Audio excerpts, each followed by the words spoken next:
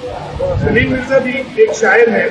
کسی شاعر کا کم عمری میں ایک پختہ کار شاعر ہونا اس بات پر دلالت کرتا ہے کہ اس نے شاعری کو اس کے تقاضوں کے مطابق کیا ہے، اور صاحب کتاب ہو جانا اس دلالت پر مستضاد ہے. یوں تو مظفر گڑھ جیسے مضافاتی شہر میں کئی ایک نوجوان اچھا شعر کہہ رہے ہیں، مگر خلیل مرزا کی شاعری پڑھنے کے بعد ہم اس نتیجے پر پہنچتے ہیں کہ خلیل مرزا اپنے ہم عصر شعراء میں کئی ایک وجوہات سے منفرد ہے. وہ ذوق وہ ہے، اس کے کلام میں مخصوص رنگ آگے کی طرف سفر میں ہے.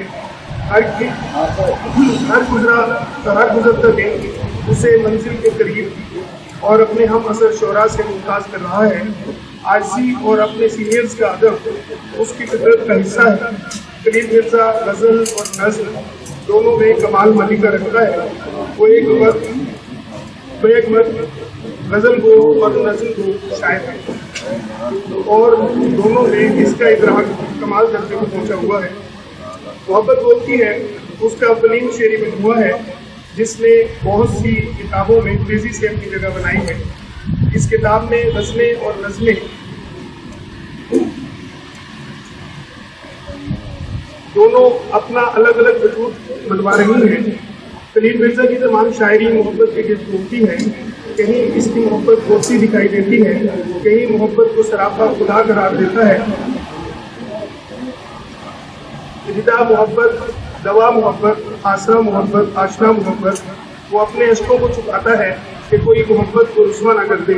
خلیل مرزا کا ایک وصف یہ ہے کہ وہ محبت کا پرچار زندگی کو آمن بنانے کے لیے کرتا ہے، نہ کہ محبت کے اسیر ہو کر زندگی سے نظریں چرانے کا درس دیتا ہے. وہ تو بلا وجہ روایت سے جڑے رہنے کو بھی اچھی نگاہ سے نہیں دیکھتا، بلکہ کہتا ہے کہ ہمیں شاعری میں نئے مضامین لانے چاہیے، نئے تجربات کرنے چاہیے. ایک شعر دیکھیے: لبوں کو استعارہ خود سے کرتے نہیں تھکتے، لبوں کو استعارہ خود سے کرتے نہیں تھکتے، لبوں رخسار کے شاعر گلابوں سے نہیں نکلے. ہاں، جن روایات کی پاسداری ضروری ہے، خلیل مرزا ان سے منہ نہیں موڑتا، بلکہ انہیں اپنے کلام میں نمایاں جگہ دیتا ہے. ایک شعر دیکھیے: عزت و تکریم وہ اپنے بڑوں کی کیوں کرے، عزت و تکریم وہ اپنے بڑوں کی کیوں کرے، تربیت سے دور جو اولاد رہ جاتی ہے. پر دکھ کو عیاں نہ کرنا، اپنے دل میں چھپا کے رکھنا اور آنسوؤں کو پی لینا ایک بڑی خوبی ہے جو انسان کی عزت و توقیر میں اضافہ کرتی ہے. خلیل مرزا اسے اس خوبصورت پیرائے میں بیان کرتا ہے: اشک اپنے کشید کر کر کے دل سمندر بنا دیا ہوں. خلیل مرزا کو اپنے سخنور ہونے کا ادراک بھی ہے. وہ برملا اس کا اظہار بھی کرتا ہے. وہ رب کائنات کا شکر گزار بھی ہے اس نے اسے یہ ہنر عطا کیا ہے. عطا ہوئی یہ دولت خدا کی جانب سے، سخن کا ذوق فقط دل لگی نہیں ہوتا. ردائے رسم انا اتاری تمہیں منانے کو لوٹ آیا. خلیل مرزا کی یادیں بھی بہت خوبصورت ہیں. محبوب کی تعریف کا اپنا انداز دیکھیے: کبھی جب پھول کی نازک کلی کو دیکھتا ہوں میں تو پھر معصوم سا چہرہ تمہارا یاد آتا ہے.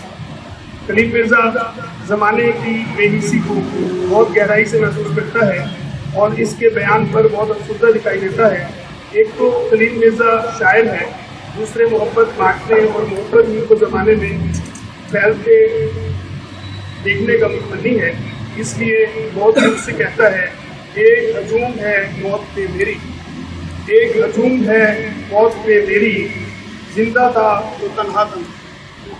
خلیل مرزا نے اپنی شاعری زندگی سے کشید کی ہے، جس میں آنسوؤں کا ہی نہیں کہکہوں کا بھی بیان ہے. اس کی شاعری زندگی سے ابھرتی ہے اور زندگی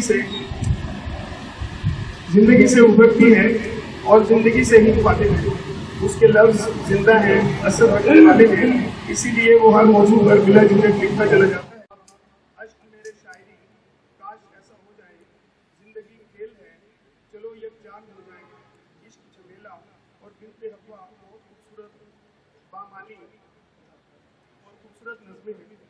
कोई भी शायर जब शेर लिखकर अपना माफी ज़मीर बयान करता है तो उसके पेश नज़र कोई ना कोई मकसद होता है, जिसकी बारह को अपनी बारगाह में कबूल करके उसकी ये ख्वाहिश पूरी कर दें ताकि वो और मेहनत तंदगी और खूबसूरती से सुखन की आबियानी करता रहे। दर्द ही काफ़ी नहीं मुझको मेरे उसलूब दाद ही काफ़ी नहीं मुझको मेरे उसलूब की, शायरी में ए खुदा नामो निशान जिंदा रहे।